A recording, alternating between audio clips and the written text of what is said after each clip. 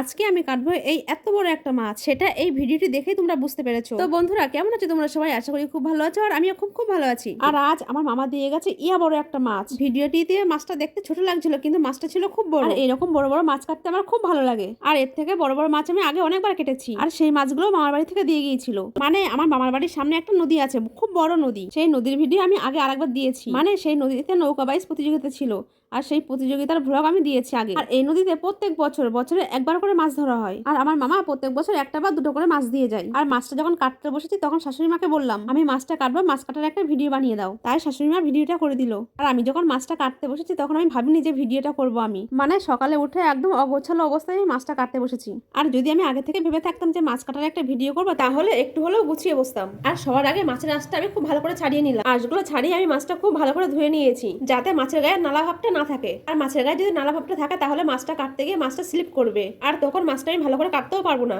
আর মাছের আঁশটা ছাড়িয়ে মাছটা ভালো করে ধুয়ে নিয়ে আমার বেশ কাটতে খুব সুবিধাই হয়েছে। মাছটা যেহেতু খুব বড়, তাই মাছের ডাগা আর পেটিটা আলাদা করতে হয়েছিল। খুব সহজে আমি মাছটা কেটে ফেললাম। আর আমার ছোট মাছ থেকে বড় মাছগুলো কাটতে আমার খুব ভালো লাগে, আর সেই জন্য এই এত বড় মাছটা আমি খুব সহজেই কেটে ফেললাম। আর এই মাছটা যেহেতু নদীর টাটকা মাছ, তাই এই মাছটা খেতে খুব টেস্টি ছিল, যাকে বলে দারুণ স্বাদ। আর আমরা তো সারা বছর বরফে অনেকদিন রেখে দেওয়া মাছ খেয়ে থাকি, খেতে অতটা ভালো লাগে না, তবুও খেতে হয়, কারণ আজকাল আর এরকম টাটকা মাছ পাওয়া যায় না বললেই চলে। এখন সব অনেক দিনের মাছ বরফে রেখে দেয়। আর এই মাছটা খুবই ভালো, চারিদিকটা পুরো সমান, মানে যতটা ভালো দাগা ততটা ভালোই পেটি। পেটির মাছটা খুব ভালো, তার কারণ মাছে ডিম হয়নি তাই। মাছের পেটে ডিম হয়ে গেলে মাছের পেটিটা অনেকটা পাতলা হয়ে যায়। আবার আছে অনেক মাছের পেটি খুব তিতো লাগে, একটুও খাওয়া যায় না। আর এখন আমার পুরো মাছটা প্রায় কাটা হয়ে গেছে, আর মাছের তেলটাও অনেকটা হয়েছে। আর এই মাছের তেলটা পেঁয়াজ কুচি, রসুন কুচি, শুকনো লঙ্কা দিয়ে ভালো করে ভাজা করে গরম ভাতের সঙ্গে খেলে দারুণ লাগবে। আর এখন আমার পুরো মাছটাই কাটা হয়ে গেছে, এবার বাকি মাছের মাথা। আর মাছের মাথাটা ছিল বড় আর শক্ত, তাও খুব সহজে আমি মাছের মাথাটাকে কেটে ফেললাম। আর দেখো বন্ধুরা, পুরো মাছটা কেটে এতগুলো মাছের পিস বেরিয়েছে। আর এখন আমি সব মাছের পিসগুলো একটা বড় গামলায় তুলে ধুয়ে নেব। সব মাছগুলো ভালো করে ধুয়ে নেবো, খুব ভালো করে ধুয়ে। আর এই মাছের তেলটা আলাদা করে রেখে দেবো, মানে মাছের তেলটা আমি আলাদা পাত্রে নিয়ে ধোবো। আর দেখো বন্ধুরা, সব মাছগুলো আমার কেটে ধোয়া কমপ্লিট হয়ে গেছে। তো বন্ধুরা, এই ভিডিওটি তোমাদের কেমন লাগলো? যদি ভালো লেগে থাকে তাহলে অবশ্যই চ্যানেলটাকে সাবস্ক্রাইব করে দিও।